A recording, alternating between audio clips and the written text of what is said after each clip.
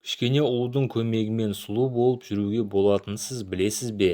Білмесеңіз айтайық. Ежелгі Мысыр мен Вавилонда ұлуды мәңгілік символ деп санаған екен. Ал Гиппократ болса ұлуды шырышымен ашыған сүтті араластырып, күйіктерді емдеп жазған деседі. Сонымен бірге терідегі асқыну, түрлі жара мен зақымдарды басатын қасиеті бар екенін де біле жүріңіз. Бүгінде бетіңізге күтім жасаудың түрлі тәсілі бар. Соның бірі ұлу терапиясы. Ұлу арқылы сұлу болу қаншалықты рас? Нәзік жандылар үнемі сұлу болып жүргенін қалайды.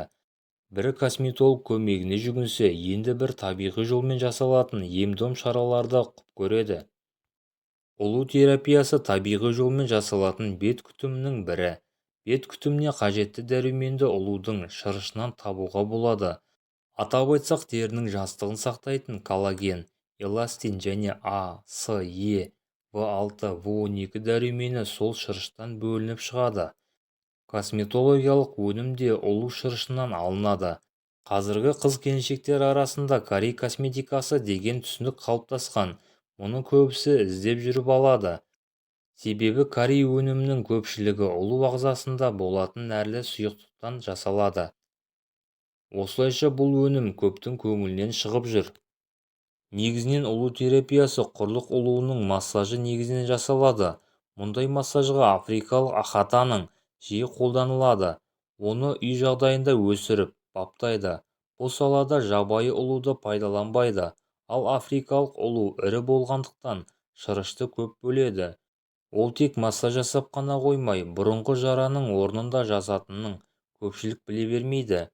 Ұлу терапиясы беттегі әртүрлі пигменттерді дақты жойып, бетті жақсы тартады, әжімнің кетуіне көмектеседі. Сонымен қатар беттегі қызарулар, босанғаннан кейін бетте болатын түрлі дақтарды да кетіретін қасиеті бар. Ұлуды тек бетке ғана емес, тіпті мойын мен қол терісінің қоюға болады. Себебі мойын мен қолға әжім тез түседі. Бұл ем-дом шара бір рет қолданғаннан кейін өзінің оң нәтижесін береді. Бет ағарып жылтырайды. Дегенмен бір рет жақсы болды екен деп қоя салуға болмайды. Жақсы нәтижеге қол жеткіземін десеңіз, мұны күніне немесе күнара қайталауға болады. Ең кем дегенде 10 күн қабылдасаңыз жеткілікті. Қазірде көбісі беттегі безеуден қысылады, ал қыз-келіншектер мұны жасыру үшін қабаттап тональды крем жағады. Бұл сыртқа қарағанда әдемі көрінуі мүмкін. Әрине, дегенмен уақыт өте келе бұл бет терісінің бұзылуына әкеп соқтырады. Ал ұлу терапиясы беттегі безеуден арылуға, сонымен қатар безеудің орнын қалған жерді кетіруге көмектеседі. Ең әуелі бетті тазалап аламыз. Зиян келтіретін макияж қалдықтарды болмауы тиіс. Бәрін сүртіп тастау керек. Ұлу тістемейді, беттегі өлі клетканы жеп, теріге ешқандай зақым келтірмейді. Тек қана массаж нүктелері арқылы жүріп, шырыштарын қалдырып отырады. Кейін бұл теріге сіңіп, өзінің әсерін бере бастайды. Қорқудың еш қажеті жоқ. Ұлу терапиясындағы алғашқы емнен кейін бет терісі ылғалданып, тегістеледі. Ең бастысы беттегі жараны жазады. Сондықтан теріге де уақыт бөліп емдеген жөн. Себебі денсаулық нашарласа, көңіл-күйдің бұзылуына келіп соқтырады. Адамдардың ажары бетінде. Сіздің сұлу болуыңыз үшін табиғи болу жеткілікті.